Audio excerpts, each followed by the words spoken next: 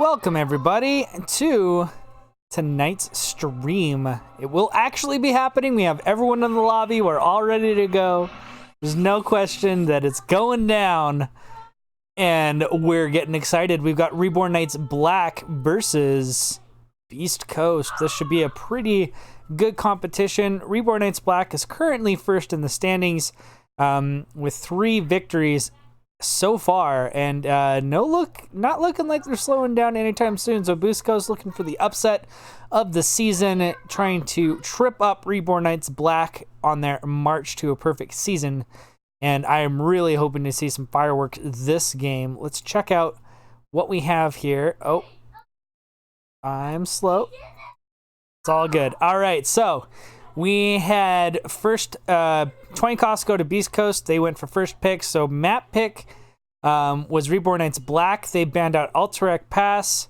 Beast Coast took out Tomb. Reborn Knights Black then took out BOE, and then we had the last ban being Infernal Shrine. So our first map tonight will be Towers of Doom. And I think everybody's ready to go. So let's get this thing started.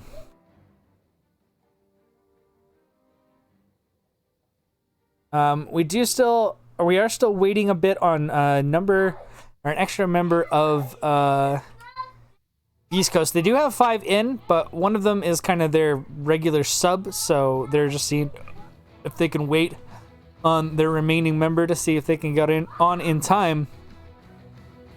So it'll be interesting to see who ends up playing this game tonight. Would love to see some shoutouts in the in the chat. We've got Kimi showing up to pop in to watch for as long as he can. That's better than nothing. I appreciate it anyways, and I'm sure the boys here in red will as well. So yeah, we just gotta wait a couple more minutes. We'll be back to live shortly.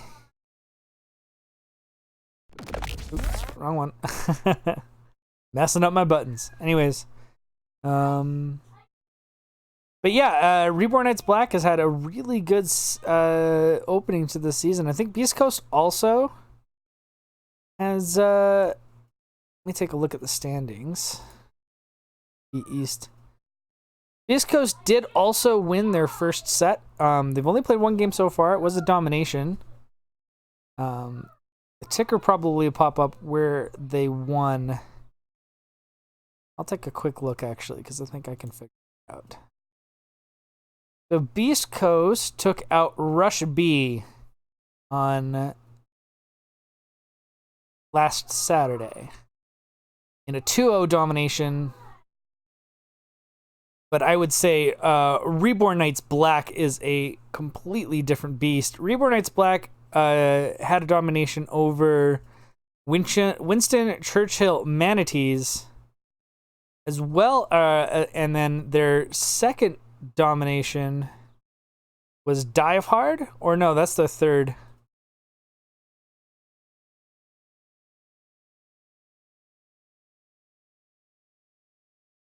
They've played, so Jailbait actually lost to Reborn Knights Black in the first series 2-0.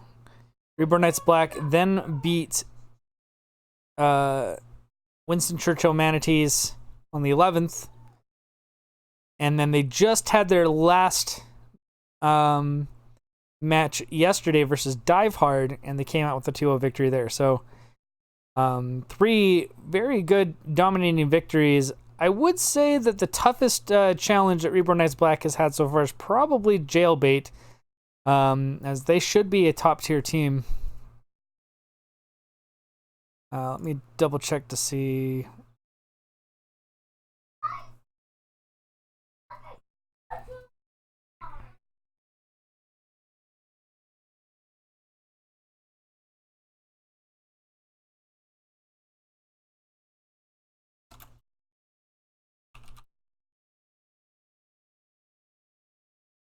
So it seems like we got a message from somebody. He's on his way, 10 minutes.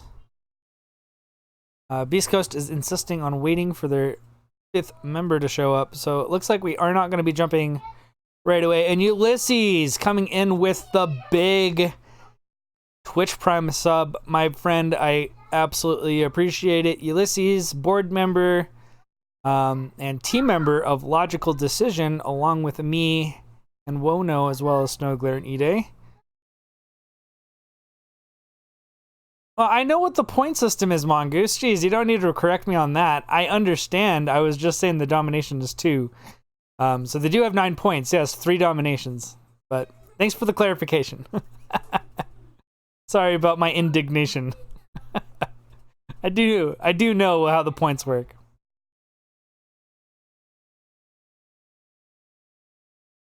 So it looks like we are going to be waiting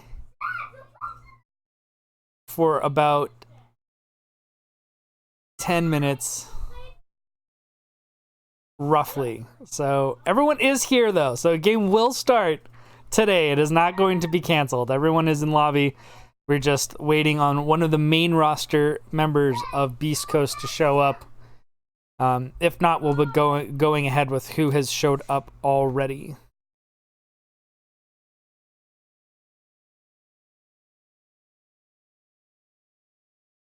Oh, my thing says it's wrong. Really?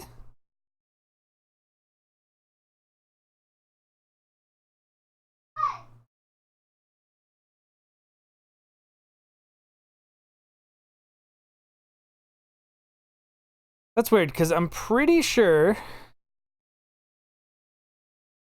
I have it for points, and it should say read 944332221. But I won't be able to check unless I pop back to that screen, which I don't think I'll need to going forward.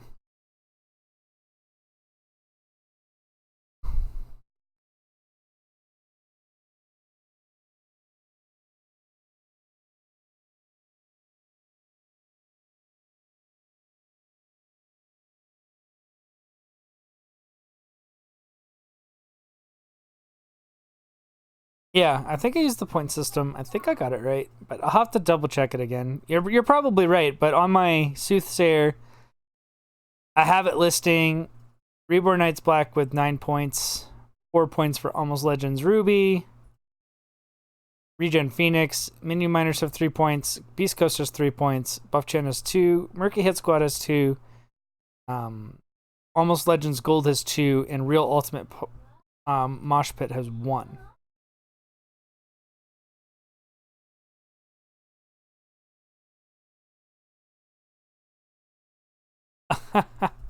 I'm blind as a bat. I can fix that.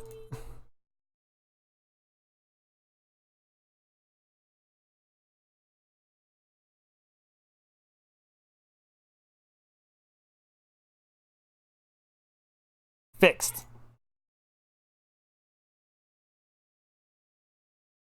Got it. Done.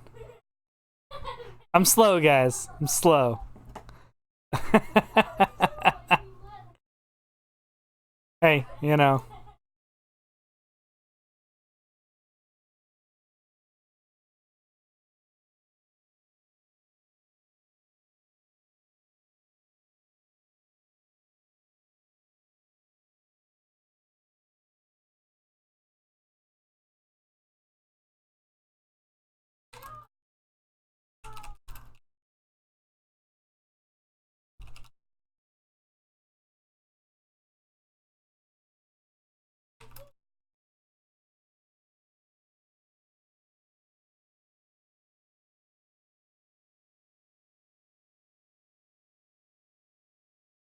I agree.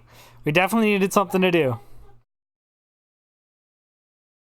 We got the apologies and the explanations going in there. So 9:15 EST is kind of the limit we're going to. If the fifth gentleman does not show up, then we'll just be going ahead with the rosters that we have currently.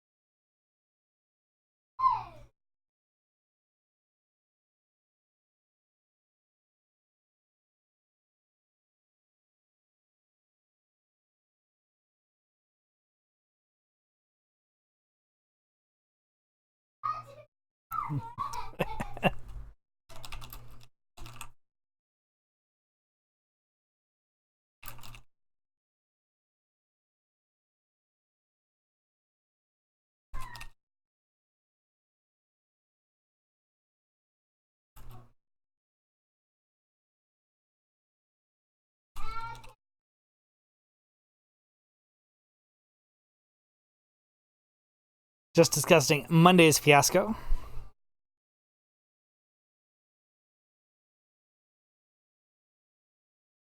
Yes, Murky Hit Squad did beat Almost Legends Ruby. It was a 2-1 very close series. But they were the ones that managed to get the victory off that. No. No. I need you guys to play down there while I'm recording, and then after.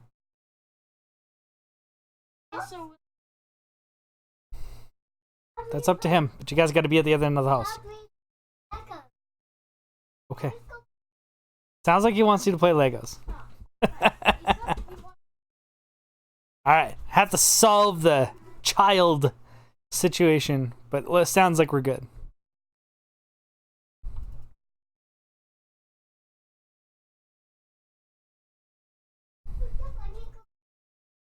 I would never do such a thing, Ulysses. I also do need to work out those sub rewards so there's actually something people get out of it. I'll look to see if I can get some good emotes up. I have no idea how the system works though, so you'll have to bear with me for how long it takes to get something for everyone. Oh, those hams can't cast. Not yet anyways. Maybe later. Maybe one day. Maybe one day we'll let one of them or both of them have an opportunity to cast. But not this day.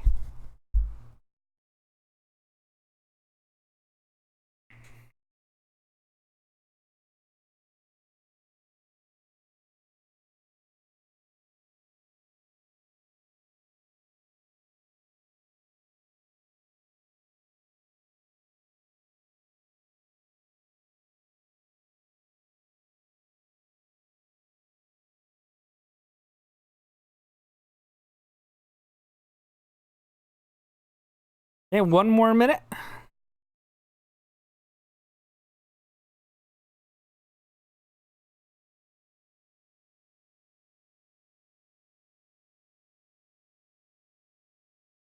Uno mas.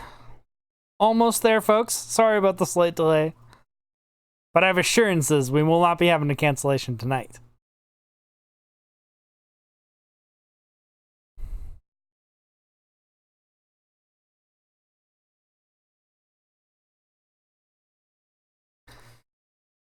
Okay, I think we've hit the time limit. I'll let the team sort it out, though. It's not really up to me.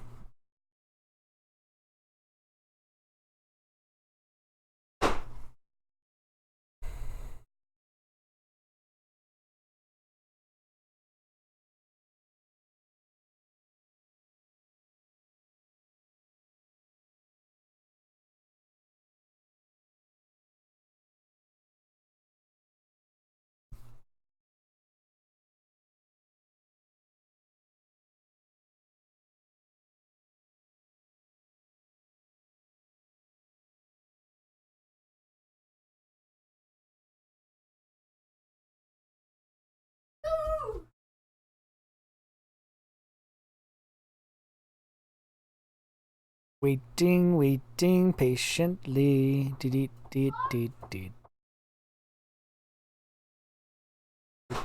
waiting patiently.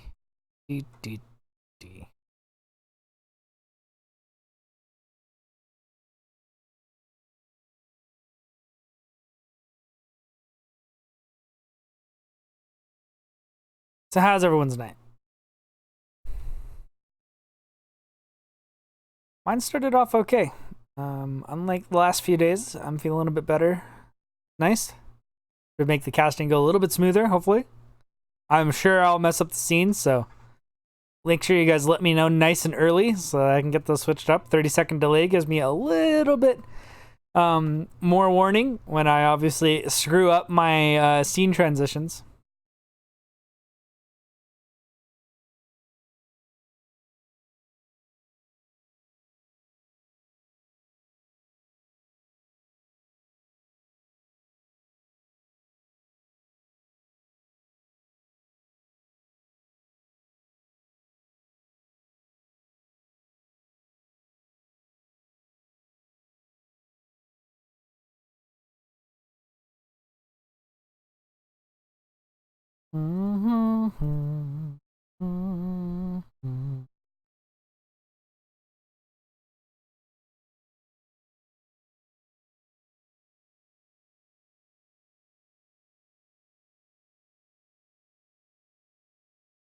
So,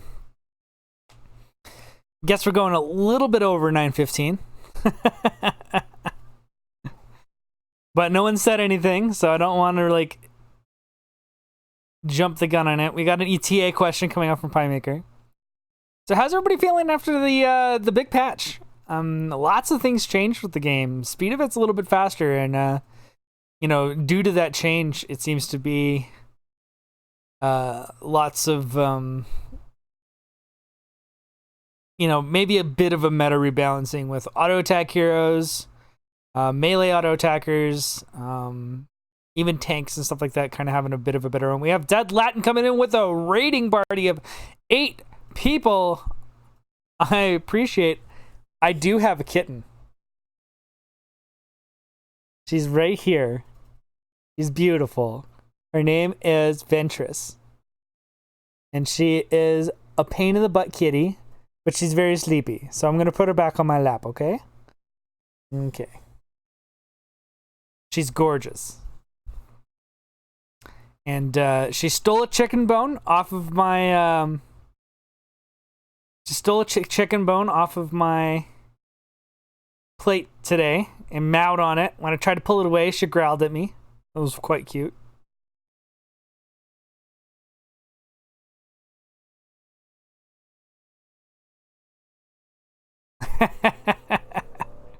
Well, Murky is a melee assassin, so he did win out.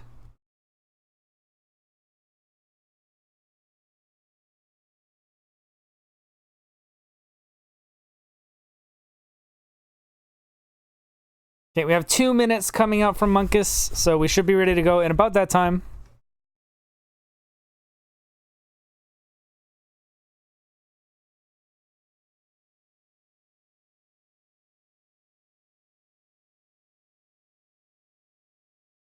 But we are just about ready to go, folks, so stick around. It is ready to go here very shortly. I'm hoping.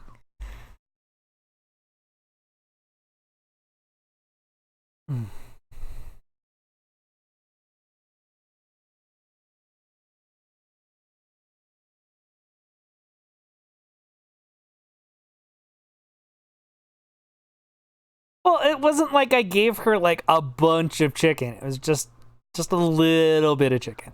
Just a little bit. No sauce or nothing. She'll be fine. What's bad for them is that they chew through the bone and then they swallow big chunks of bone, and that's bad for them. That's why I watched and made sure that she didn't crack any of the bone. Although I don't think her jaw or teeth are sharp enough or strong enough to do that yet, so it's not a major concern.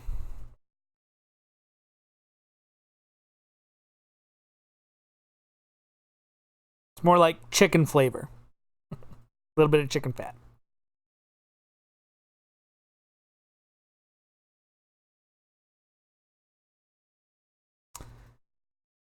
Oh, geez. Wait.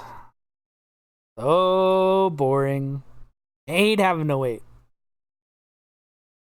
Yeah, 100%. That's like I said, why I was watching her really close. Like, she doesn't have the teeth or the jaw strength to really crack the bones.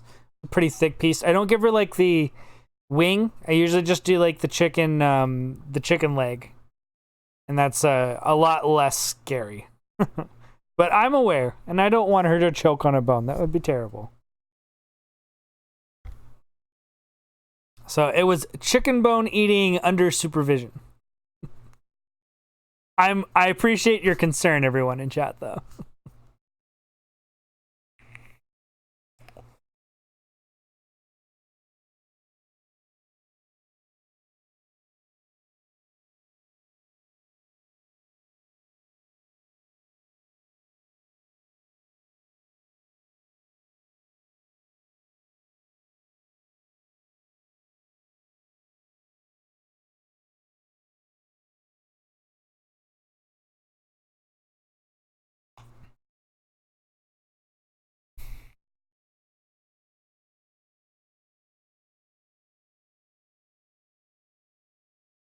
So the discussion is fired up on whether we should start right away. Monkus is assuring that it should be literally any second. And there we do. It's there. I think I'm going to swap him onto... Switch the name.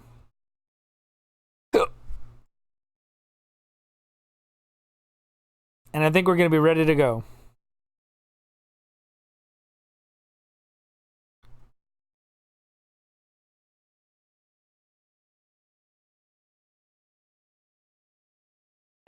Kittens must be protected. Absolutely.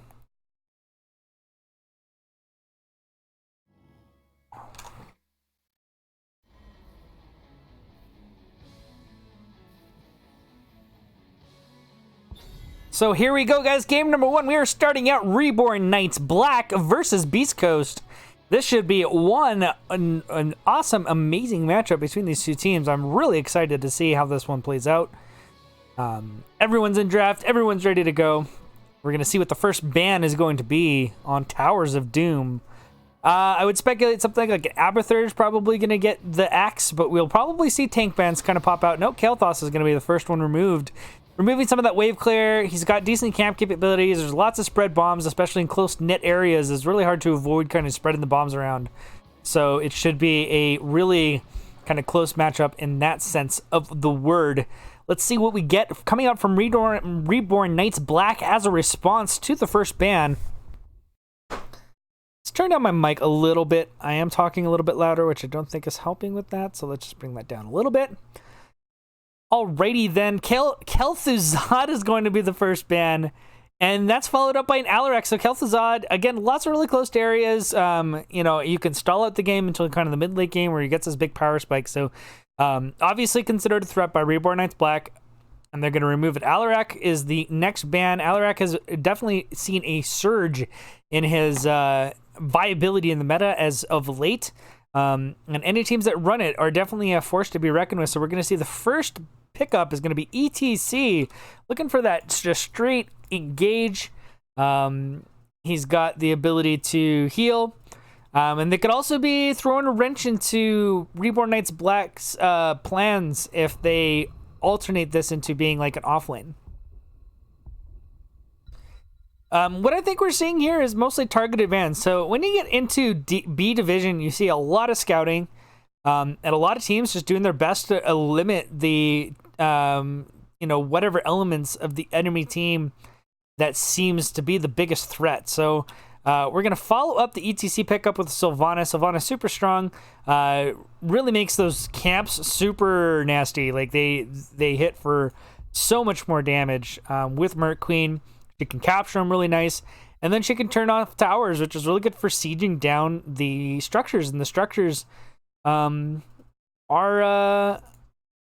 scary sometimes. And that's going to be followed up with a Stukov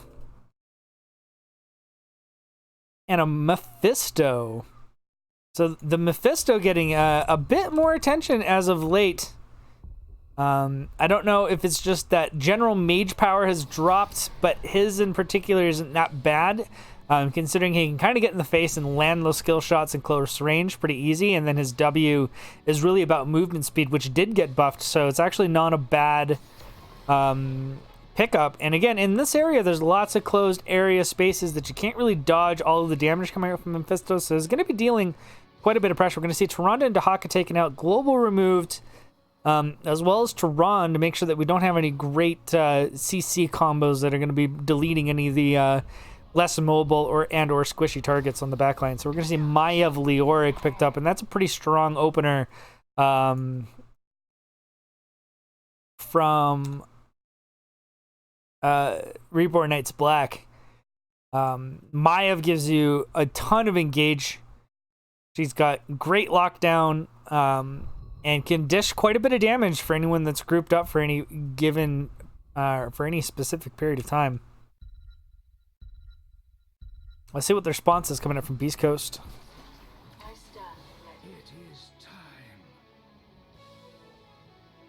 And there is Zul Vala. So Vala with the health buff is going to be making her first appearance. We're going to see Zul actually. Zul definitely has a bit more double soak potential with the movement speed increases. So he's going to be swapping between lanes, clearing up those minions and moving on. So they're making sure that double soaking has not been nerfed by the Malthael ban, which is kind of what the part of that reason to do that is. And we're going to get Anduin as the follow-up. Anduin is a super powerful top meta support pick. And overall, just a fantastic choice when we consider kind of everything all together. So a pretty standard draft of the kind of what's been the meta of the last 4 to 6 months. And a little bit wonky draft, which seems to be more of a kind of adaptation to the most recent patches. And I'd say it's going to be interesting to see how it ends up matching up between these two teams.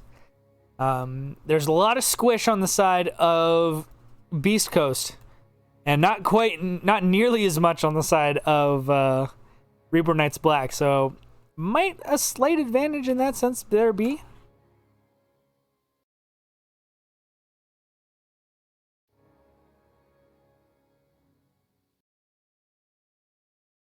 All right, get the end game in. Alrighty, we're good to go.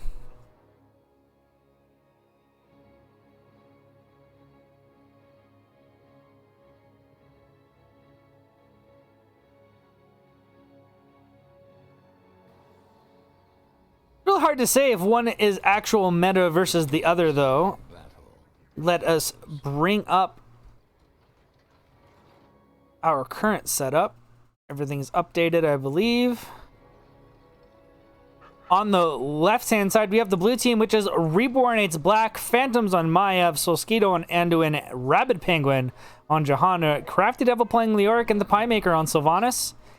And on the red side, we have Beast Coast with Saris playing the Stukov Monkus on the Mephisto, Gingy Boy on the ETC, Mega Muffin playing Vala, and Saiyan CP9 on Zul. And that's exactly what I think we're going to see. We're going to see a huge focus on bot lane by Beast Coast, while Zul from pretty much level 1 is just going to be double soaking between mid-top.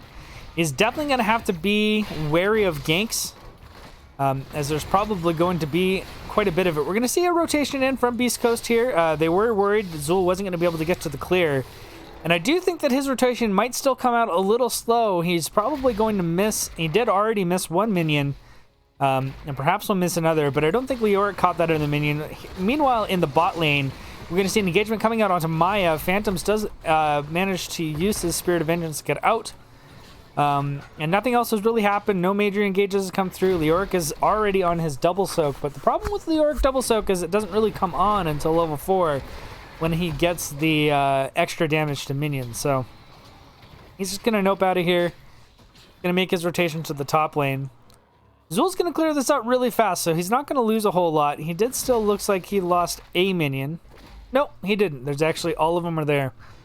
So given the fact that Zul actually cleans these really fast, Leoric still can kind of keep up with the going top-bottom there. We're going to see both camps being picked up by each team. But yeah, actually he is too slow in making the rotation mid. So Phantoms has to make the adjustment, goes mid, clears up the mid lane, and because of this, Beast Coast is just going to use their 4-man and they're going to push in to the bot lane. See if they can press up and get some damage onto the pumpkins. And here comes Phantoms looking to get an engage, but they back up quickly, making sure that he cannot get that in. Pie Maker, in fact, taking a ton of damage from Vala. The trade not going in his favor there. And he has to kind of back up And it looks like we're going to see the full camp get cleared up on both sides. And still a 4v3. I'd say there's still a slight soak lead coming out from Reborn Knight, or no, from Beast Coast. But it actually looks like it's dead even at the moment. I can actually check that.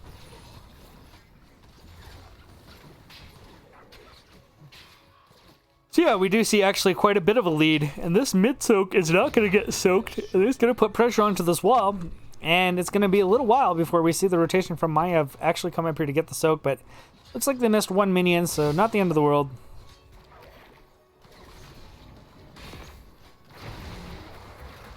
Leoric should have his Neil Peasants, and that should allow him to keep up a little bit better with Zool on this clear, but Zool's clear is super fast, and even Leoric's, as good as it is not quite as fast as that. And we're going to see an engagement come down into the bottom. We see a little bit of engagement coming out from ETC backward onto Soskito. He takes quite a bit of damage, but he heals it up.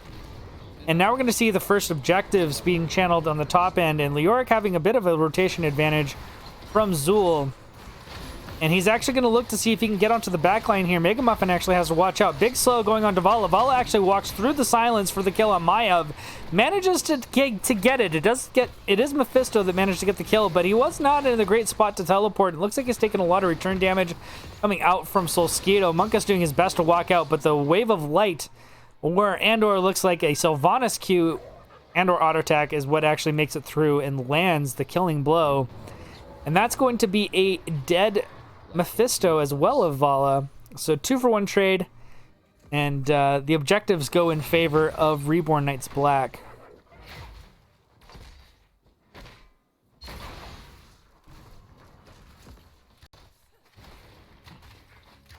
So we're going to see the camp being started by Reborn Knights Black, as they had a bit of a rotational advantage there. Leoric doing his best to keep up, but there's only one minion. He doesn't even make the rotation. It actually has to be Maiev that gets in there and grabs those last two minions. Maiev looking to maybe put a little bit of pressure onto Saiyan CP9. But no engagement actually is forthcoming, so Leoric is going to finish up cleaning this wave. Maev's going to make the rotation down to the bot lane, and then he's going to go back up to try to match with Zool. Zool manages to get the clear, and it looks like all but two minions are still alive. So Leoric still trying to keep up with that experience grab, and it looks like it's still very much in favor of... But Piemaker getting a lot of focus in from Vala. Vala managed to actually get the kill. That's a 4-man pull-in from Maiev, which is actually going to be good for her quest. She actually got 2 stacks off that, which is really good. But trading out the kill on Sylvanas is not so good. Mephisto and Vala getting in some siege damage. They do manage to take out the whole bot lane. Escorted in their pumpkins and everything. And now we're going to start to see the slow grinding pressure coming out from Beast Coast. And that's the thing, this composition actually seems tailor-made for this map. And really has quite a bit of pressure that it applies. With new Vala, definitely with the movement speed increases, with the health buff, has truly become a force. And we're going to see one trade out, but it doesn't look like we are going to get the delay coming out from Rabid Penguin. Everyone is more or less healed up. Still more full health bars on the side of Beast Coast, and they're just about to hit 10. So things are about to get pretty scary here for Reborn Knights Black, and they might need to actually back out of this. But they do manage to get a nice pull in on Mega Muffin, but the return kind of group up damage coming in is too high. And Zool managed to get the kill onto Anduin. Consumed souls coming out, puts a lot of pressure on the rest of the team, but does not manage to secure any further kills. So level lead, extra kill, and now we are slightly ahead because Beast Coast was managed to get both of those channels in the mid and bot. And now this keep is kind of just open. There goes the well. See them do their best to clear this out. No further pressure incoming, but they're going to move right onto the shrine, onto the objective. Now, the problem here is that they don't have Zool. Leo does have rotational advantage, and we have all heroics up for Reborn Knights Black. So we might even see a Entomb come out here on some squishy targets, but it looks like they're just going to fully disengage. And it looks like Reborn Knights Black is going to let them.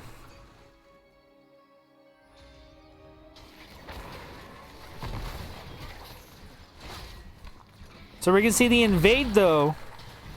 They still have a slight advantage when it comes to heroics. Rabbit Penguin walking right into the back line. Monkus getting quite a bit of damage onto 3 different targets there. The Entomb comes down. Massive Shove does move him out of the way. We do see the Mosh Pit go down, and with the Light Bomb, it actually secures the kill onto ETC. They managed to get the camp.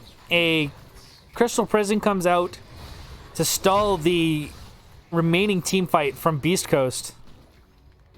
And that's a 1-for-0 trade, so a little bit of life shown here by Reborn Knights Black on that invade. The camp wasn't able to push in, of course, which is an unfortunate part, but the kill on ETC and the fact that they baited out things like Mosh Pit is actually really good.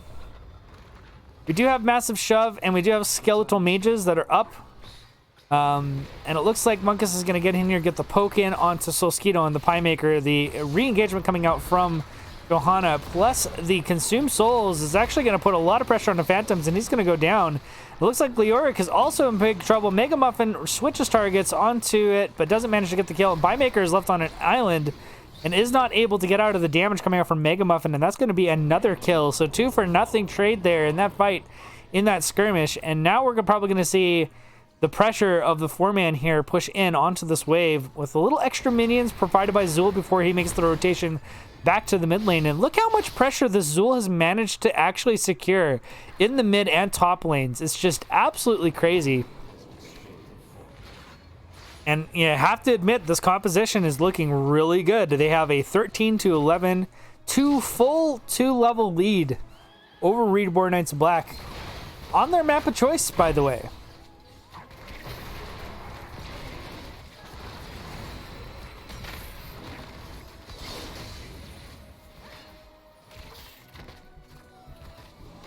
I think you needed to get somebody that could actually bully Zul in the lane. That wouldn't allow him to get easy free double soak, which has been kind of a bit of the problem. But we see the engagement coming in onto Pie Maker, and he's going to go down. Combination ability is just too much to deal with. Rabbit Penguin super low. Phantoms also. Consume Souls is not up, otherwise that would have been almost certainly being cast in that situation. And things going from bad to worse for Reborn Knights Black into this weird, but I think effective composition from Beast Coast. There is the Consume Souls. It's going to kill the Anduin as the extra damage comes in from Vala. He tags him with it, and it just gets the burst he needs for the kill. And that is a terrible position to be in. 15-12. We still don't have 13s. Phantom's trying to get something to happen, but he just gets picked off. Vala getting another kill. And we can see 49,000 damage from Vala in this game versus the 17,000 damage from Sylvanas.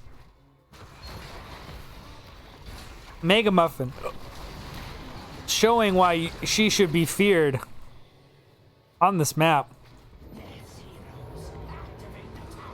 They get tempered by discipline and not gloom. I imagine it's just he's not too afraid of much of the spell power.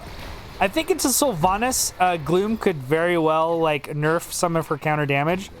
But I mean, if you really look at it, Sylvanas hasn't really been able to get any damage in. And that's kind of the big shame here. We have another 6 shots. So we're down to 10 shots for Reborn Knights Black. And this is just, they're just getting run over here in this game. 3-9 kills, 16-13. 5 towers to 1, and Zul's just applying the pressure, and Crafty Devil just can't do anything to deal with the amount of pressure being applied by the Zul. In the meantime, every single time they stick their nose out to try to take down one of these forts, they kind of get destroyed. So they are going to walk up and take care of the mid fort. Skeletal Mage is going down. Zul doing his best to push down this turret. The Entomb goes down, so it looks like we might actually see Zul die here. But he's still surviving through a lot of this. It does eventually go down. So a little bit of a sign of life here from Reborn Knights Black. Trying to get back into that game. I think maybe rotating and killing that Zool prior to this situation might have actually helped them out quite a bit in this game.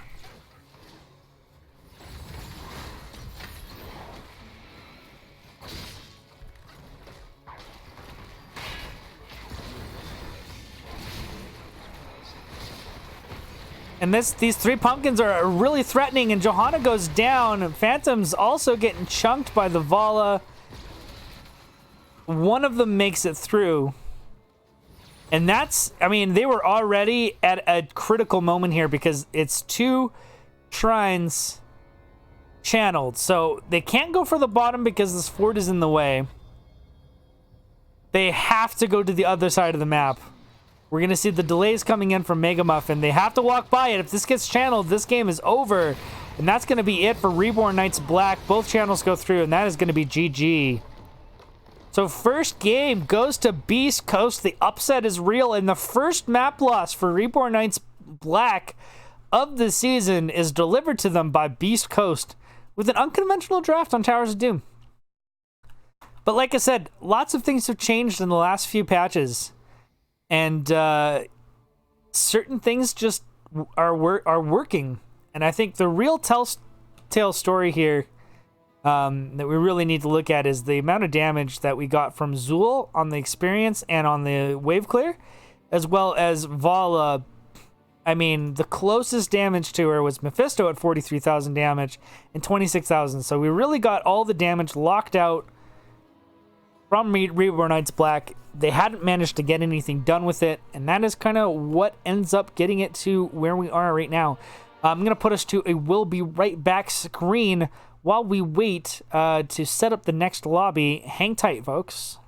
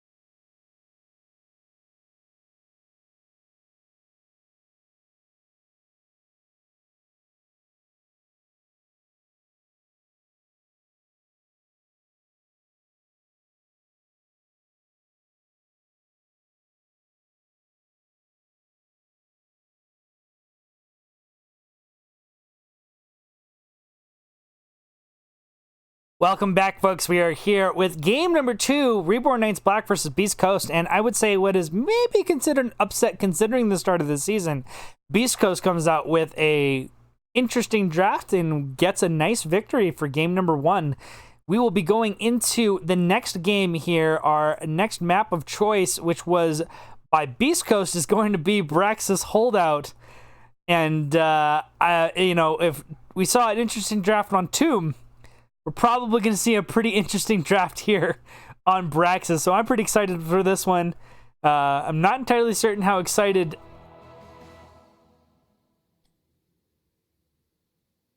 Reborn Knights Black's gonna be, though.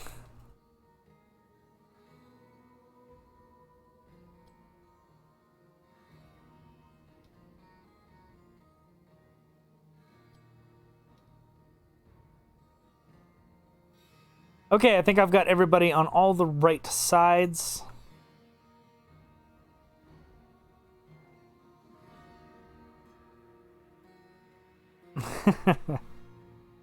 Ginger Boy is not interested in the hat. Perfectly fine. I get that switched over for him.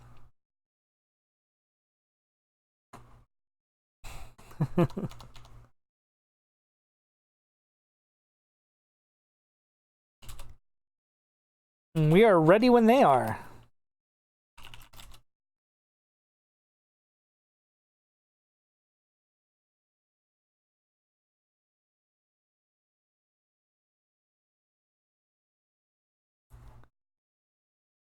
Yeah, Braxis Holdout is kind of, it's a scary map. Already, we're ready to go.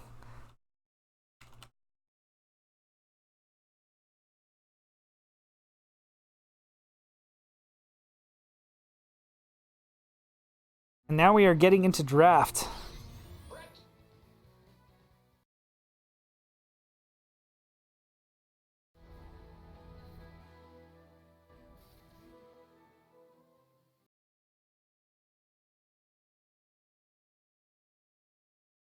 Let's see how we open this one up. Again, I think it's going to be a bunch of interesting drafts, and Kel'Thuzad is definitely going to be the first one banned out. As we saw in the chat, some people were saying that Mega Muffin is a Kel'Thuzad main, and so keeping him off of that. On this map in particular, too, is where Kel'Thuzad has seen lots of success, so I'm not surprised that we will be removing that here today.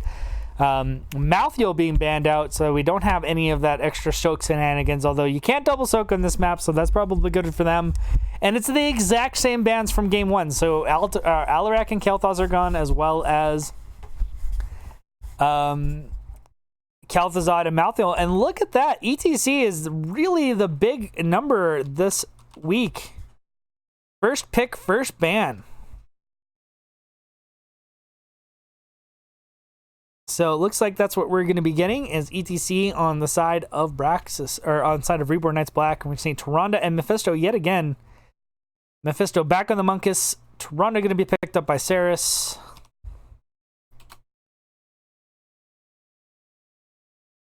Which was banned out in the last game by Beast Coast.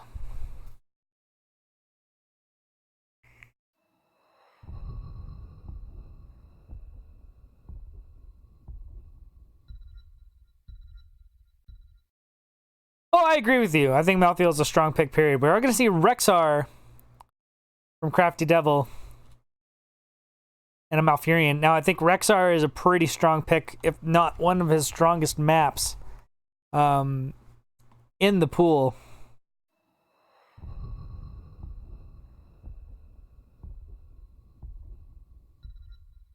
Malfurion enables Mage as well in this map, so we're going to see the Gul'dan banned out. That really only leaves Jaina kind of available here, as Kel'Thuz and Gul'dan are gone. Could use Orphea. I'm not a big fan of Orphea wave clear. I think it tends to be kind of on the low side, and I do think that we're going to see Vala again. Vala is really good as far as like the auto attacks go, but she does have quite a bit of good wave clear abilities, so we might be seeing that as well. No focus on the Zeratul at all, which I do like on this map, as he has rotational value as well as wave clear.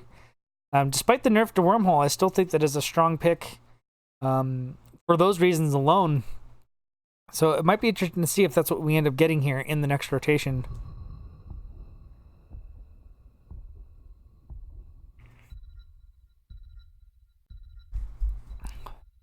Johanna and Sylvanas. So Sylvanas flipping to the other side of the map. I think she's strong here. It definitely amplifies the effect of the Zerg wave.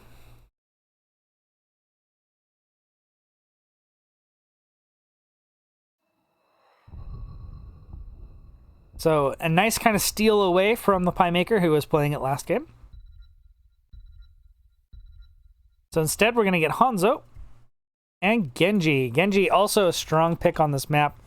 He rotates very, very well. And can definitely put the pressure. And Phantoms is a very strong Genji player. So let's see what our last pick is going to be here.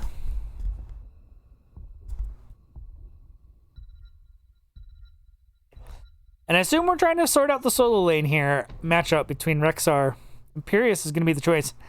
I feel like Rexxar is definitely going to have an advantage here. Especially with Genji. It could be a pretty scary setup. So there we go. That's our teams.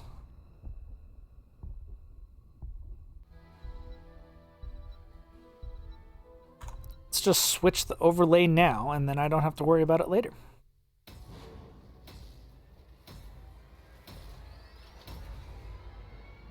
Alrighty. A little more standard, but still interesting draft with the Mephisto.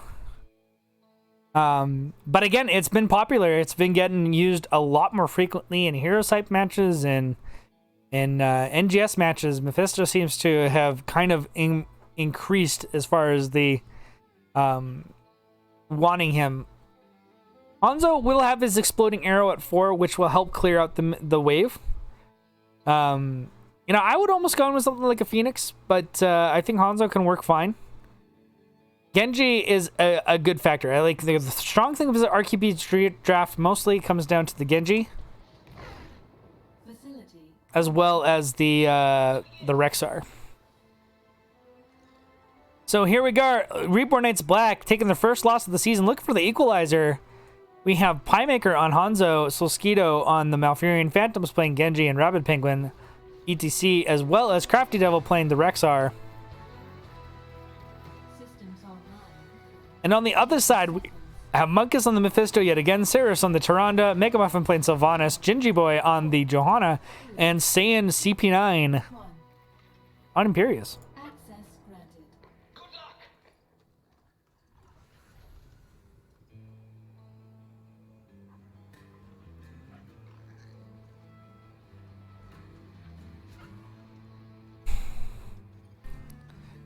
So, quiet and positioning. It looks like we're going to see a bit of a rotation actually come out from RKB. They actually go to this bush and then run back to the lane. So, no rotation coming out. Crafty Devil doing his best to dodge Imperius. Imperius putting the pressure onto Rexxar himself, ignoring the bear completely. We see the initial exchange coming out. Monkus and company managing to deal quite a bit of damage here in the first opening salvo. Grabbing the first globe. Phantom's taking quite a bit of pressure here from Monkus.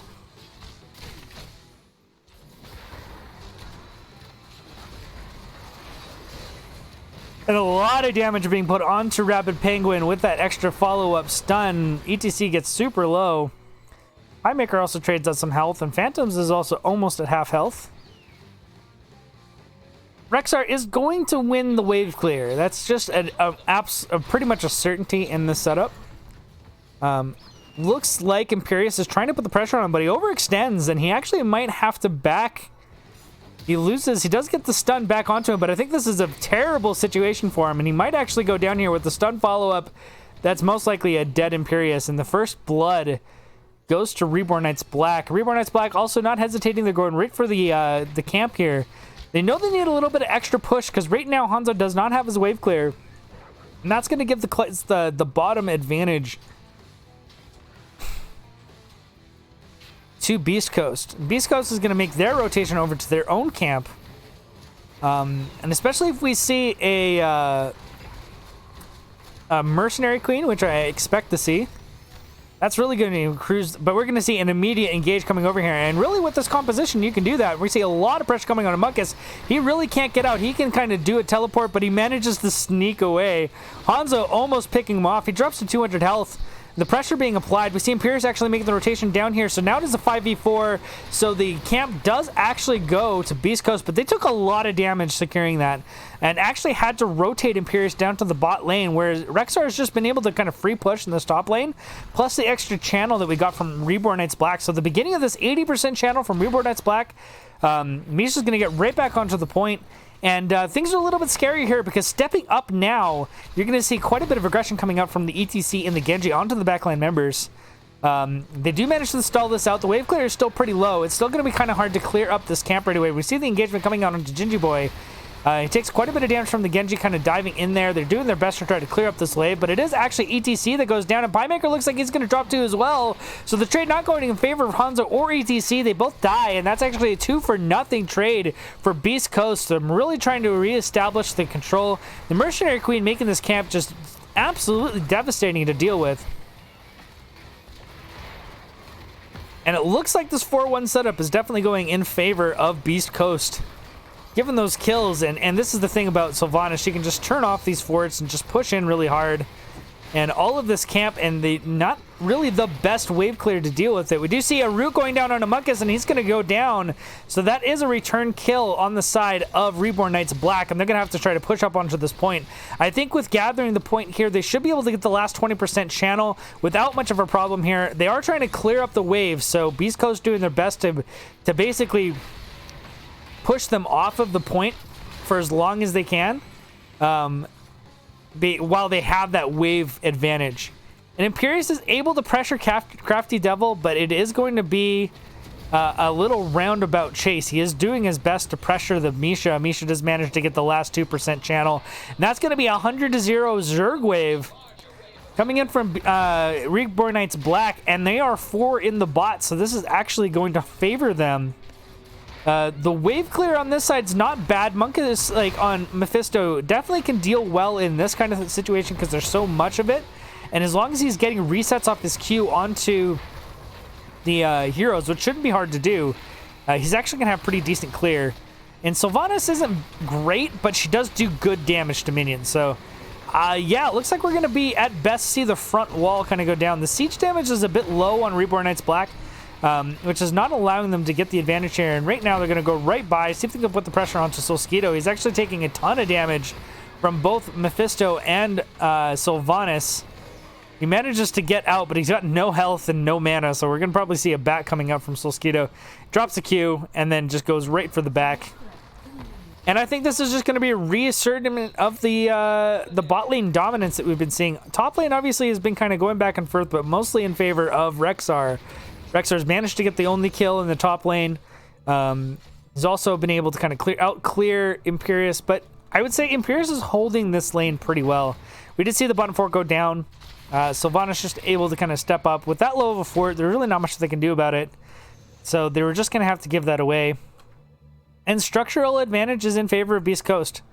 Experience is slightly in favor of Reborn Knights Black, and I think that had to do with kind of the missed experience in the top lane from Imperius when he took his death. But given the fact that Rexar has no mana, it's actually going to be increasingly more difficult to actually pressure this Imperius. Takes a tower shot, might get stunned, but he's just going to actually heal off of the bear. And now we see a full 5-man rotation come out from Beast Coast, seeing if they can pick off the Rexar. The bot fort is gone, so they're just going to make the transition to the top lane. They're going to grab the front wall. They grabbed this camp before they came over. And the macro is just really well done by Beast Coast. They're amplifying all of their major advantages that they have with this composition and getting in all that structure push in the 4-man as much as they possibly can. But Monk is getting picked out. This is going to be the one scary thing about this this composition, is that if they do step up, Reborn Knights Black does have plenty of opportunity to actually step in behind and get behind Mephisto, who doesn't have the best mobility. Yes, he's got a good engage, like he can turret in, he can be right here and then pop energy damage. But if anyone can get into where he's standing, generally speaking, that's going to be favored for Reborn Knights Black anytime they can get that engage. So here they're going to go ahead and clear out this camp pretty well. It's a pretty fast clear with Genji Hanzo. And they're going to see if they can get some structure damage here. Again, not a huge amount of siege damage from Hanzo Genji. But they definitely do apply a lot of general pressure. But this is the thing with these camps is Sylvanas is strong on this map because she can just flat out neutralize the camps. We see Imperius doing his best to get on this point and chase off the bear, but even every time he chases off the bear, Rexar is going to stand on it. Every time he chases off Rexar, Misha's going to stand on it. So it's going to be a bit of a back and forth here. And the top lane is going to be a little bit hard for Beast Coast, I think, to pressure in on. They can definitely put a lot of pressure on the Rabbit Penguin, so he's got to be careful about how much damage he's eating. We see the pressure coming in now. The engagement actually coming through. We see Consumed Soul being dropped. But it's not going to get a whole lot. And that's just going to get healed up by Malfurion. But Malfurion is currently being pressured by Mega Muffin. And we do have a bit of a channel here. Genji going in on top of Sylvanas. The Wailing Arrow looking to try to pick him off. He does get super low. About 300 health. But that is Sylvanas's and Mephisto's heroics down. We're going to see Genji make the rotation onto Imperius here. Looks like might even be Hanzo. He is super out. So with that kill, which is going to happen, he's just delaying the inevitable, but he is buying time for his team to get pressure into the top lane.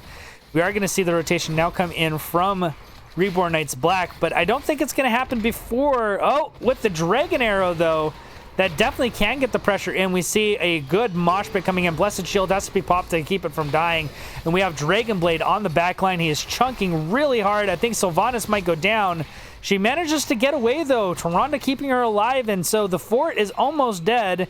They do get the pick onto Imperius. Bot lane is mostly in control of Rexar, and I think we're going to see a small channel coming out from Reborn Knights Black. Almost every heroic is down, but Twilight Dream is still available. So the really big risk here for Beast Coast is engaging in on this point. Is if Malfurion steps up with a big silence and they get a good engagement off of it, things could get pretty hairy for them. Phantom's getting poked out by Mega Muffin, but they're really just kind of controlling the point. They get a slight channel, but it doesn't really actually add any percentage. Imperius doing a good job keeping Rexar off in that bot lane. Actually, Imperius trade, as this goes later into the game, seems to actually be pretty good into the Rexar. He's not able to soak or clear the wave super hard, but Rexar is so busy dealing with Imperius. We see the engagement actually coming out from Phantoms. Gets a lot of pressure onto Mega Muffin, and he has to step away. But Consume Soul is available, but so is Dragon Arrow. So Consume Soul going down, trying to see if he can get the pick off onto Phantom. Phantoms is able to W through it. And it looks like Reborn Knights Black has to step back. They don't have they don't have their well, and Fort is gone. And so in this small battle of attrition, it still seems to be generally going in favor of Beast Coast. So pressure being applied to Imperius, but he just seems to tank through it and not care. And now the rotation coming from Beast Coast. And the first channel of the game coming in from Beast Coast, there's a 5-man defense here in the bot lane. And I think Reborn Knights Black is just unsure what to do in this situation. So much pressure being applied through Sylvanas and Mephisto. We can see the general damage numbers are higher. Do see a nice route going on to Imperius. Imperius now a little bit in trouble, actually. I think he doesn't really have a whole lot of tools left to keep him alive. Phantoms is getting poked out, but he does go down, though. We need a nice Blessed Shield onto Genji, and Genji's not going to get away. The kill actually coming through by Sylvanas, and Solskito now has no mana, is in a terrible spot. Any extra in damage, but a nice peel coming out from Rexar. So it's a 1-for-1 trade. Phantoms for Saiyan CB9. Tyrande's going to back up and get the channel, and we're going to see the re-engagement, it looks like, coming out here. We see a nice stun onto Munkus. He's going to have to teleport out, but that doesn't mean he's stuck in between it. But nice wing arrow. Gets the kill onto Misha. But Munkus is going to go down, and actually this is a favorable trade for Reborn Knights Black. They're going to see if they can get onto this point in time to stall out the objective. Given the macro situation, it is definitely a scary spot for Reborn Knights Black as they are behind.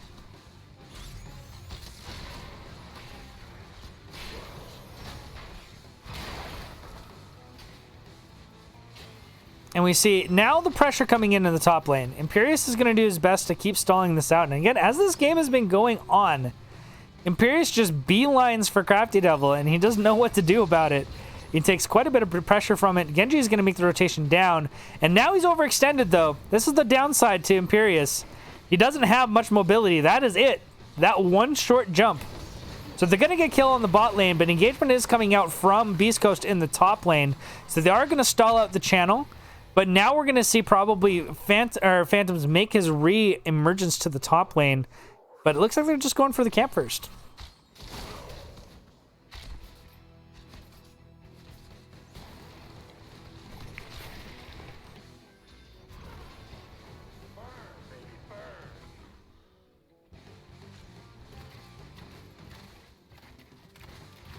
You can see Hanzo starting to get the damage lead. Here's the talent yet again. As is typical with Hanzo as he gets further on. We're seeing a lot of pressure coming into the bot lane from Reborn Knights Black. And in fact, I think Imperius, while making his rotation onto Rexxar here, isn't going to make any difference. Bot lane's going to go down. And they're starting to slowly eke their way back into this game, Reborn Knights Black. The kill advantages weren't doing much for them earlier, but as this game goes longer, the more pickoffs they can get, the better chance they have going into this game. And now, we're going to see a 5-man rotation to the top lane. Imperius is still trying to deal with that camp. I think Beast Coast can detect that this is the case. They're checking to see if they're on boss. They're just going to dance back here. Now they know. I think they see Misha now. They realize that this 4v5, and they're going to back out of here. The Dragon Arrow comes out, but it doesn't manage to land on anyone, so that major form of engagement is out of the way. But we're probably going to get a 100% channel here by Reborn Knights Black. The engagement coming from Monkus here, trying to get a bunch of poke damage into a Rabbit Penguin. And between him and Sylvanas, they do manage to chunk out about half his health bar. Rexxar is going to make his way down. That's a big wave for Rexxar to deal with, though. Kind of one of those situations where you want the burning bear. But he should still have enough wave clear to deal with it. But we do see a 5-man defense from Beast Coast in the top lane. And they do have a lot of wave clear. It looks like they've cleared out the major wave, the engagement coming down, Blessed Shield being used, but no one in range to follow up on it. So mostly just zoning them off. So the rotation from Reborn Knights Black is going to come down back down to the bottom lane. They should clear it up, but no, the fight is actually engaging. They are going to fight this 4v5. It looks like Rabbit Penguin and Solskito could not get away, and the kill does go on to Malfurion. Phantom's in the back trying to do his best to kill Sylvanas, but now I think Reborn Knights Black in a terrible spot. Hanzo's going to die. Phantom's in a bit of trouble. We see the Wailing Arrow drop onto Rabbit Penguin and drop him below 500 health, but he does not go down. Rexxar still plunking away at this bot lane. So those kills are going to actually work mightily in favor of Beast Coast. And they're going to try to use the window. I think they slowly clear this, but it's too late. The minions deal with it. And that's going to be an immediate boss right off the bat.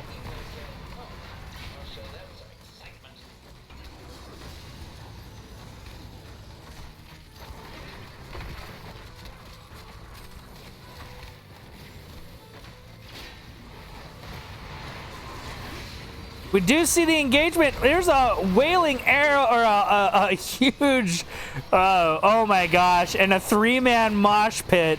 Does kill the ETC, but I don't think that they're going to live through this. Gingy Boy goes down. Malfurion goes down. So does the Misha Bear. So it's a 3 for 2. But the boss goes to Reborn Knights Black. That was a grindy fault. The Dragon Arrow definitely set things up, and that was a really good mosh pit.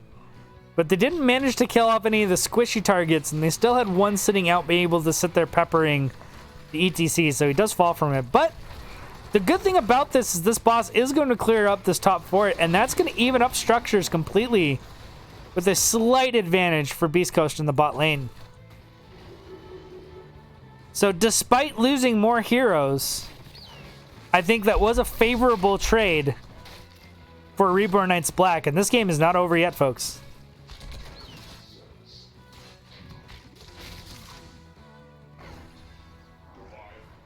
So camps are just going to get rotated out. But remember, camps are not nearly as effective for Reborn Knights Black as long as Sylvanas is in any given lane to defend against it. It looks like she's going to boost this one. Imperius is going to go top to clear. And it looks like we're going to see Reborn Knights Black hide their rotation. And they're going to come out right behind here. Although they get scouted by the Tyrande arrow. Very well done by Beast Coast. I don't think they're still aware, though. But there's the blind, just checking the bush, just making sure that that engagement isn't there. And they're posturing here to make sure that it doesn't get pushed up. The two camps in the bot lane seem to have neutralized themselves. That's actually kind of crazy that this camp actually beats out the Bruiser camp. Well, it doesn't beat out. They trade out, but the fact that it can do that is pretty intense. Rapid Penguin gets a aggressive slide in, and it actually looks like Imperius might be in trouble here.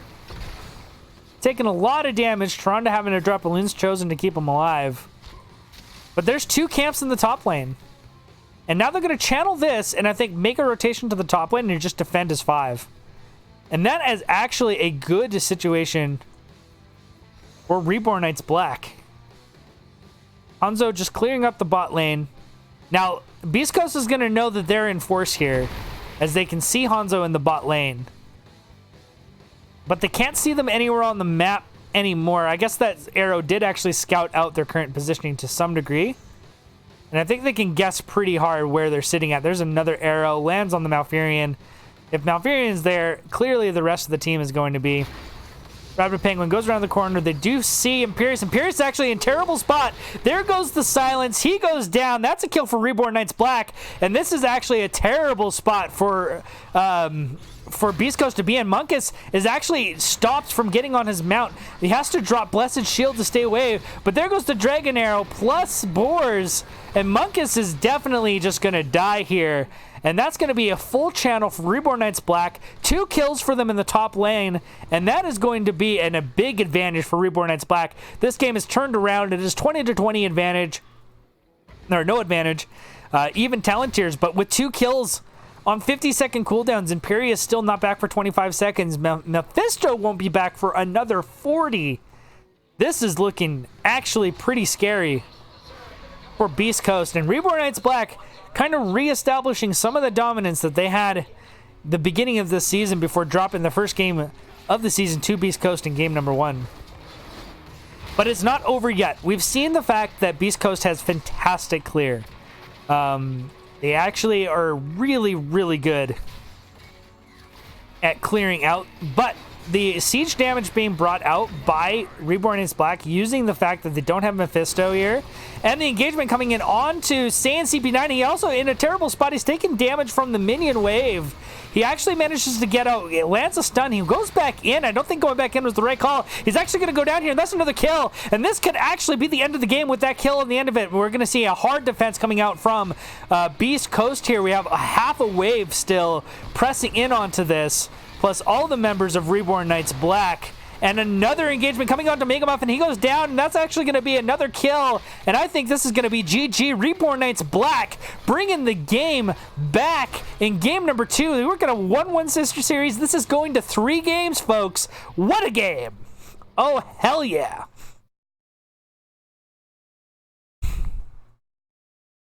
So, I do think that the hesitating on that point, not looking for the fight. I know they were trying to get 20, and I think that was the scary part about that whole situation. So Mephisto did manage to top the damage screen, but he did not manage in that late game. Just getting those kind of pickoffs in those late situations was not good. I don't blame it all on the Mephisto, obviously. Imperius kind of was the one that initiated the loss there with getting picked off underneath the keep.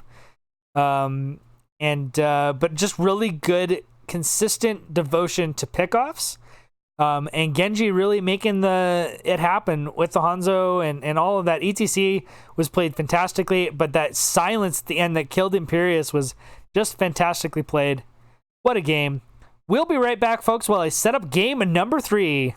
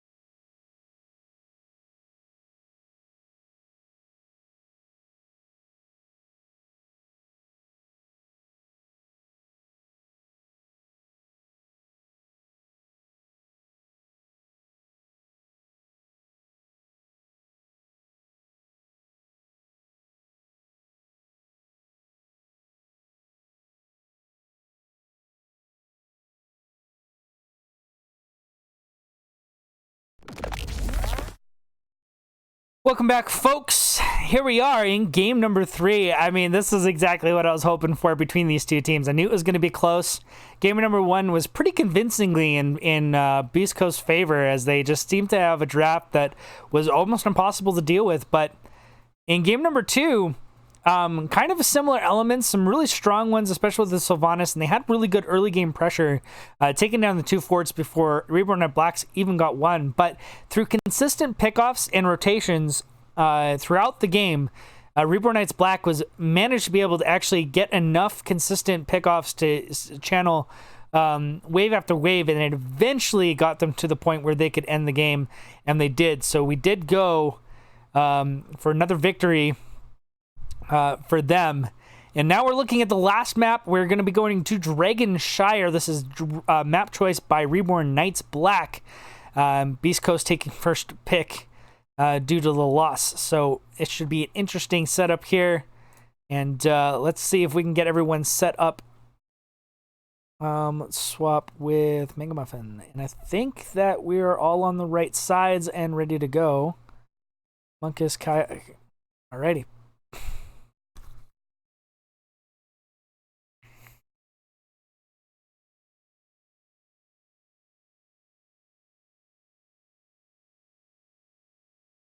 Let's all show off the pretty kitty. She's kind of sleeping, so she's not happy about this. Yeah, big yawn. Okay, find another spot, baby. Purrs and give me belly rubs.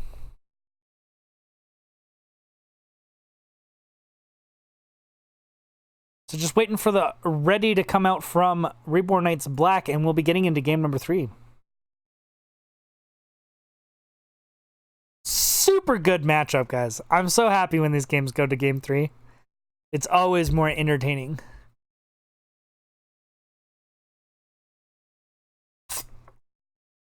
Kind of the one shame of not having 5-game series.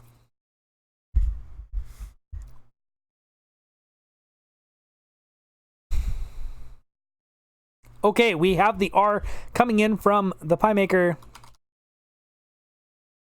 So let's get into the game.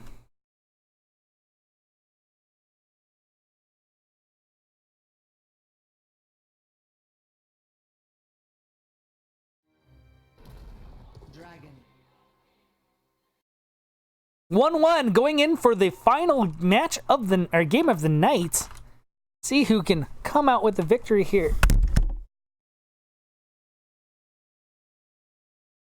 Sorry about that, guys, folks. My bad. And we are going to be starting off with the pretty much standard at this point Kael'thas ban, followed with a Malthael ban. Now, he was usually the second ban of the first phase for Reborn Knights Black. Alarak being banned out yet again.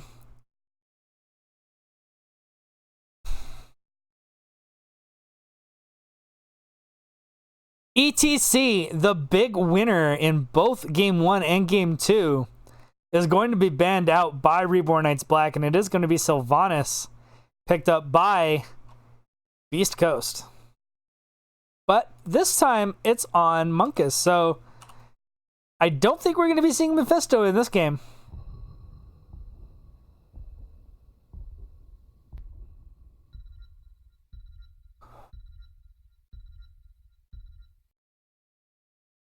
Anubarak, Ronda, and we're looking for pickoffs. It seemed to work well for them in the first game, and Anubarak has really not been touched, which is a bit of a surprise to me. As it has been ETC the favored between the two. But we are going to see that change in this setup here and now. Stukov Zul. So going back to the Zul that we had from Game 1 that was used to great effect. Zul Rules must be happy in chat. And this is clearly his favorite hero. Is being picked up in a Stukov. I think we saw that again in Game 1 to good effect. So Beast Coast still somewhat relying on Game 1 victories that the Zul kind of gave them and seeing if they can apply it here on Dragonshire. Johanna's going to be banned, so just trying to limit that tank pool down to less effective things. And Kerrigan is going to be banned up by Reborn Knights Black, not wanting to see Phantom's Kerrigan. If you've watched any of the previous series, in all of their 2-0 victories, we've seen a couple Kerrigan wins. So definitely a strong hero on a rotational map like this can be very impactful. Not that surprising to see it go. I'm not saying that Monkus doesn't play Sylvanas. I'm just saying that we probably won't see Mephisto. So Raynor on the Pie Maker. So Raynor, of course, gives you a lot of sustained damage. Just an absolute incredible amount of sustained damage anytime that you get him. And he's a strong pick. And we're going to see Dahaka, so the global. Again, looking for that camp control, that rotational, that pick-off capabilities. Cassie Garrosh. We're going to see a bit of aggression coming out from Beast Coast, I think, in this game.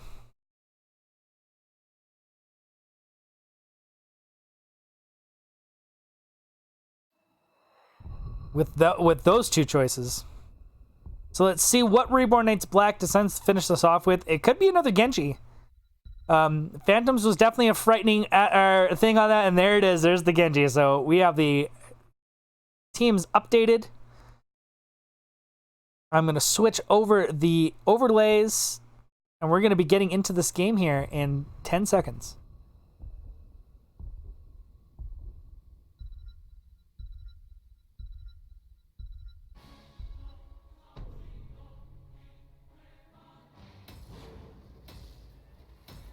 Doesn't look like there's any swap tech coming in here.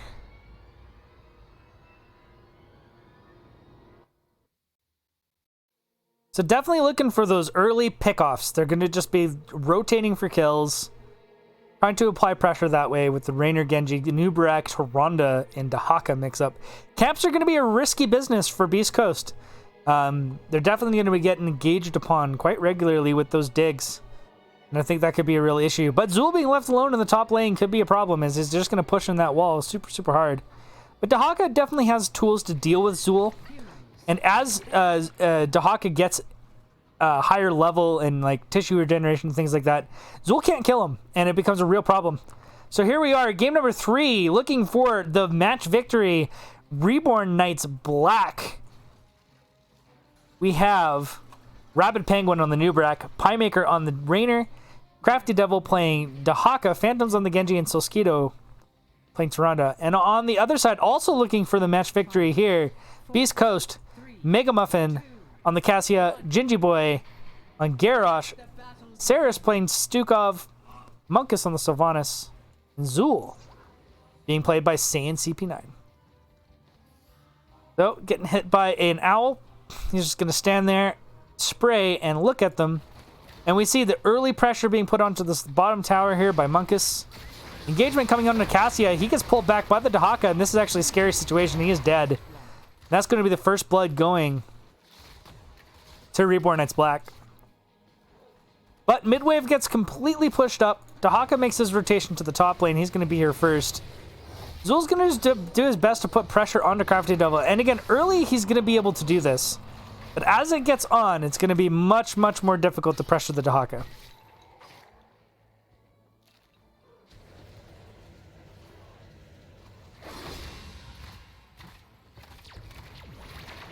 Let me see, a 4-man control in the bot lane. I think the idea is to get Zul rotating between mid and top.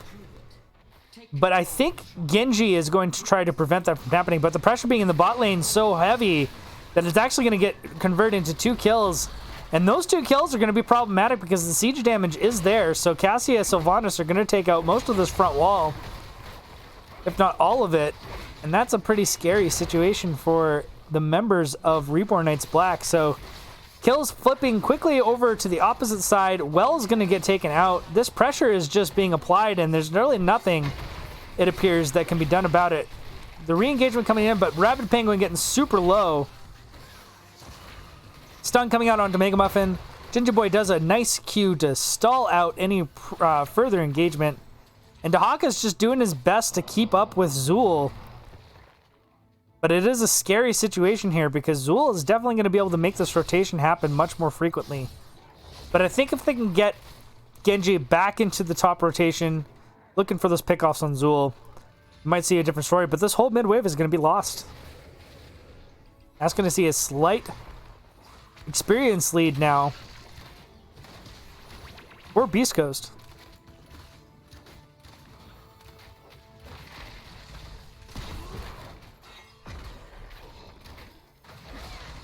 And as we can see, the pressure coming out.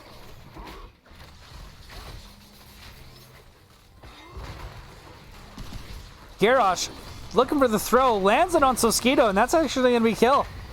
Phantom's doing his best to pressure and trade out, but only could really land damage onto Garrosh, and Rabid Penguin drops to literally less than 50 health. And this early game pressure being applied by Beast Coast is looking quite frightening for Reborn Knights Black. In fact, given the fact they were able to clear out the Giants, they have Mercenary Queen, and all this pressure in the bot lane, bottom force going down. Red team has destroyed a fort. And Zul is just able to kind of free transport between here. Has no problem getting the mid and top, and it's because all of this bottom pressure isn't able to be stopped by these 3 heroes. Rabid Penguin going in, trying to get the engagement, and we do see the dig coming in from Dahaka. Phantom's doing his best to get on top of Sylvanas, but now he's being pressured and he's going to die. Stun coming out, but only landing on Garrosh. And it looks like Raynor is actually going to get thrown again. I don't think he's going to be able to get out of this. The throw was not up, but he still goes down, and that's another kill. And this camp is still alive. And meanwhile, Zul is just free grabbing all of this experience. And this looks like a scary situation. Zul's going to actually make the rotation into the mid lane and look for that first Dragon Knight of the game. And considering this keep wall is taken already, we do see the engagement coming out from Dahaka, trying to put pressure onto Saris, but it's actually Dahaka and Phantoms that are getting super low. Mega Muffin does get hit by the fort, though, and he's going to die here. Dragon is going to be picked up by Zul. We'll see the light change here very quickly. And either they're going to reapply the pressure bot lane, but I think he's just going to take out this mid lane and go further. And things are not looking good for Reborn Knights Black. It's a 2-level lead for Reborn Knights Black. There is some pressure finally being applied onto Saris. A kick going onto Rabid Penguin. He gets isolated away from his healer. He's doing his best to stay alive here. Dahaka hasn't made the rotation into the mid lane, but they do chase off the Dragon Knight, which is a victory. The Dragon Knight's just going to go keep clearing waves. It's not going to stay for the experience, though. This is a bit interesting. Haka's going to rotate to the bottom lane to get that experience, and they're going to re-engage back onto this fort. Only 10 seconds left on the Dragon Knight, but it will be enough with the Sylvanas to be able to drop this mid fort. And that's level 10s. There can be no engagement from Reborn Knights Black in this situation. And that's going to be an immediate aggressive camp taken by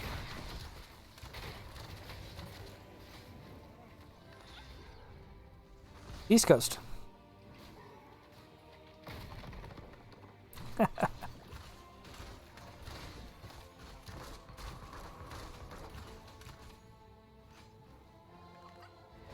So Genji is split, trying to put pressure onto this Zul.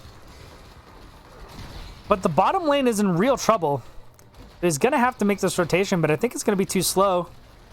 Monk is getting a full duration pressure onto this bot keep. And things are not looking great for Reborn Knights Black. In fact, the first keep of the game is already down. 6.5 minutes into the game. Blue team's core is taking damage. We do see the aggression coming in. They get a flip over onto Nubrak. He goes down. And this is starting to become a very desperate situation for Reborn Knights Black. This 4-man just seems to be able to do whatever they want, and they're pulling all the resources out. And that's another throw onto the Pie Maker. He's going to get a lot of pressure. I don't know if he's going to be able to get out. He does manage to walk away, and now the damage is coming in. There goes Sylvanas. They're going to have to still clear this out, so they can't re-pressure.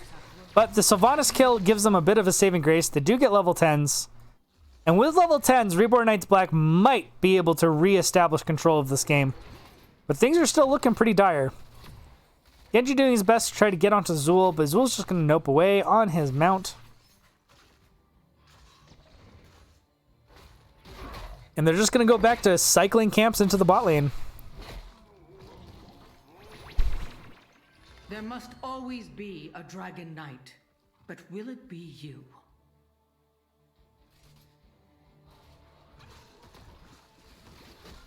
So they are going to control the bot lane. Sylvanas is back up. They are just about to hit 13, so things are going to get a little hairy. We do have a good team fight comp from Reborn Knights Black, though. If they get a Dahaka rotation down to the bot lane, they may just be able to pick up the kills, especially since they're on the camp here in the bot lane. I think Reborn Knights Black is going to scout it out. If they get a Dahaka dig, I would really like to see that. The dig needs to come out, though. No, they're just going to give them the objective, and now they're fighting under a camp, which is actually not a terribly good position. A huge silence comes out, bunch of burst damage, and that's going to be a dead Anubarak. And the pressure being applied onto the Pie Maker is still pretty intense. Phantom's looking to try to stay alive, put some pressure onto Solskito. Does manage to get away, but the Dragon Knight was picked up by Dahaka. So that is going to deny at least some of this pressure. And it looks like the engagement's coming onto Zul, but Zul just drops his skeletons. Gets punted away, so no kill can come out on top of him. And he shields up through it. And that's going to be it, really. The Dragon Knight's not going to get much more out of this. Sorry about the camera, guys. My hand was kind of slipping. They have to clear up this bot lane. The Dragon Knight can apply no pressure. And it's still 14 advantage for Beast Coast. Definitely a feels bad man situation when you can't use when you just can't use the Dragon Knight to pressure lanes. His strength was never yours to keep. And they're just gonna come up here, take the top well, pressure down the top fort, and just continue applying all of that structural pressure they've been able to apply this whole game. Engagement is coming in. It is still 15 to 12. Still a pretty scary situation, but we do see Genji does an X strike, but gets taunted and rooted and dies. And things are going from bad to worse for RKB. They were getting desperate to get a fight in there. They still didn't have 13s. And that's going to be a 3-for-0 trade for Beast Coast.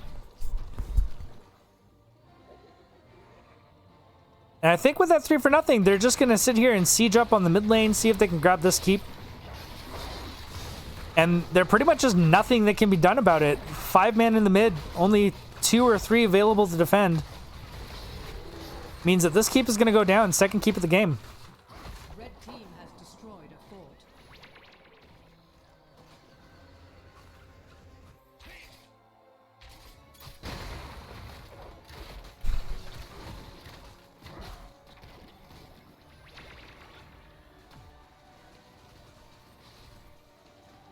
We can see Beast Coast just establishing all kinds of map pressure with 2 keeps down. Dahaka now being rotated on. And I just don't think he's going to be able to get out of this. Taunted, blown up, and that's death. Another kill for Beast Coast. And very much like game 1, we're actually seeing a siege on the Death Bridge, but they're feeling pretty confident with that kill on the Dahaka.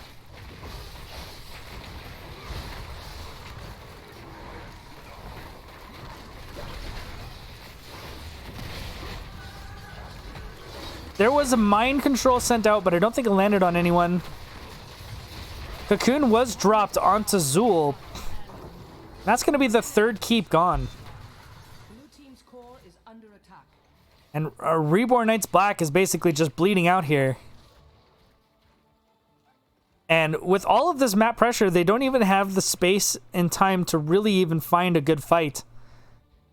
They're not on even Talontiers, nor can they wait for them. And given the fact that this channel is going to be coming through almost immediately, and Garrosh is going to get the channel. The rotation was too slow, and I think with this Dragon Knight, we could very well be looking at the end of the game.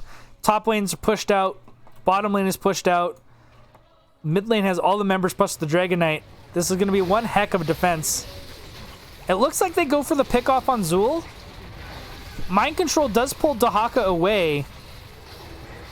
Zool does eventually go down, but we do have a full Dragon Knight sitting on this core, and without sufficient pressure onto it, I think it's going to go down.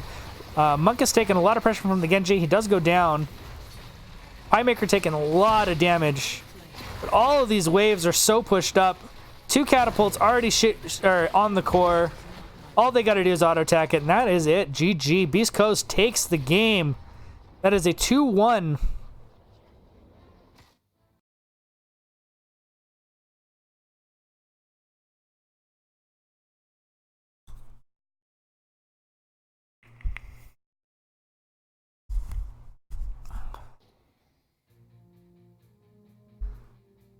And there you go.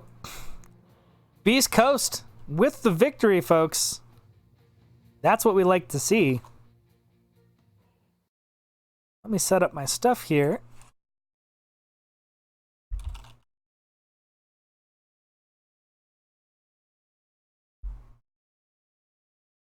Let's get to the interview area.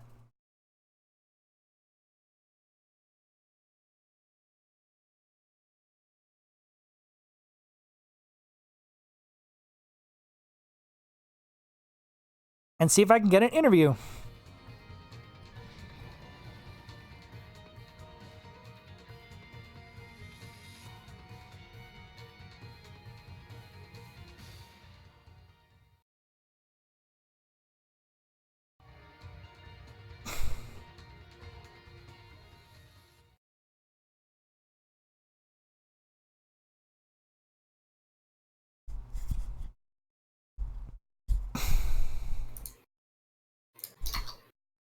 Hello. Hey there! Congratulations on the win. It was hard fought in game number 2, but game number 1 and 3 seemed to go exactly the way you guys were hoping for. That Zool pick being a major factor, I think, in both games. How does it feel getting a victory over what was currently the undefeated team in B East? Oh, it feels great. We were really excited about this game. We did a lot of preparation for it, practiced a lot of different things, and we had a lot of different game plans to come in so that we wouldn't get locked out of any one particular thing. It definitely seemed like, especially in game number 1, it was like old meta versus new meta, and I think that we got a pretty convincing argument for new meta. What's your kind of a take on the current state of the game and sort of the strategies involved in putting these drafts together? Well, I thought that their draft game 1 was pretty good. I thought that they would have focused more on the bottom lane, maybe try to cheese a tower or something with Sylvanas. But yeah, we took a lot of the heroes that got buffed in the patch because they got buffed in the patch. Mephisto's really, really good now, and I think you'll see a lot more of him in the coming days. Val is really strong. Greymane's really strong. The patch threw us for a loop because the season was just about to start, and we had to reevaluate a ton of different heroes. And I think there's a heck of an argument to be made for Zool. In both game 1 and 3, we saw that because he can clear waves so fast, the movement speed increase also allows him to travel so well without, say, like Malthael on the other side to compete against him in the wave clear area. In game 1 in particular, I think one of the reasons they couldn't focus on the bot lane was because they had to keep sending Maya mid because Leo couldn't keep up. And right. I think he was the biggest factor, I think, in both game 1 and 3 for your guys' win. And I think Zool might be the big meta thing that you guys start bringing into the game now. Well, our Zool player, he's a really good player, Saiyan. I think you're going to give him a really inflated ego by giving him so much praise. He did a really good job in game 1 and game 3 in doing exactly what we needed to do. He allowed us to engage our comps very well, and yeah, Zool is a big part of that. So, game 2, you guys had a strategy going into that one, but it looked like that draft was a little bit more even, especially with Rexar having kind of the top lane. Despite getting some early advantages, what do you think kind of went wrong for you guys there? It was the boss play. That's where everything turned around. The last Zerg wasn't cleared bottom fast enough for us to take advantage of the 3-kill, and we went on boss anyway, and we kind of committed to it even when we knew they were alive and coming at us, and we didn't adapt to when they came onto us there. I'm pretty sure that Reborn Knights Black, they knew that we wanted to do boss then, and they avoided killing that last Zerg in order to delay us, and I think that was a really good move by them. And I think just from there, we had a couple of mental errors, and that just cascaded very fast.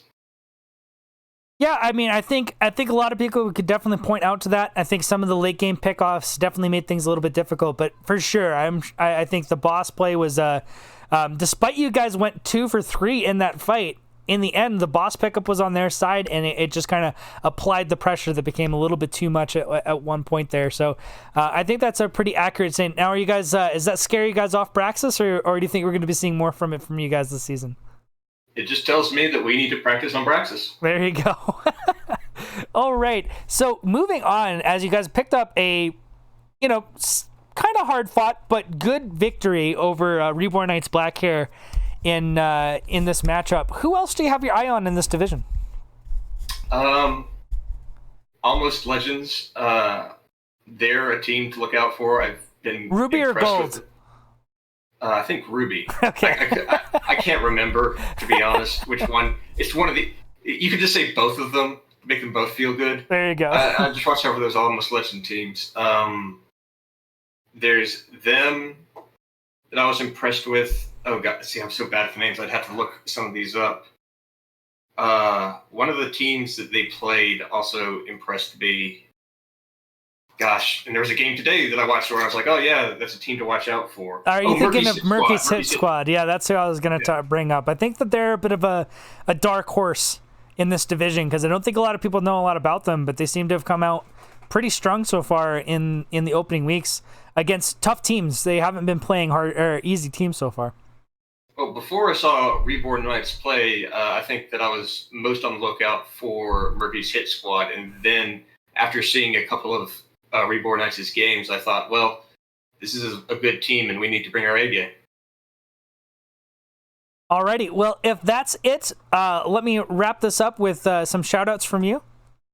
Yeah, I want to give a shout-out to Arrogant Nephilim, our sister team, to Secret, who almost played with this game, but did not quite.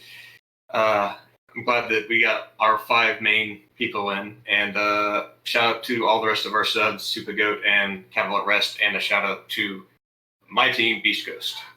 Fantastic. Thank you for coming up, Munkus. I hope to see more from you this season, and I'll try to catch any cast that I'm available for. Congratulations on the win. Awesome. Thank you very much. No problem. Have a good night. You too. Alrighty, folks, that's it for me. I will try to host you over to another current match that is going on. Please do, if you have not yet, hit the follow button. That I appreciate any support that you can give to the channel. I am going to be casting all season. I'll also be doing my own personal streaming. I play Heroes of the Storm, World of Warcraft, all kinds of stuff. So I do Twitch Sings too, if that's your jam. So if you're interested in doing that, follows, subs, cheers, anything you guys can spare helps me out, helps out the family, and it's very much appreciated. Thank you all for showing up today. I had a blast casting this matchup, and I loved how active everyone was in the chat. Thank you so much for making this a great experience for me. I love NGS. I've been really, really enjoying every bit that I get to. So I'm gonna host us. But I'm going to put us to a thanks for watching screen. Anyways, thank you and good night, folks.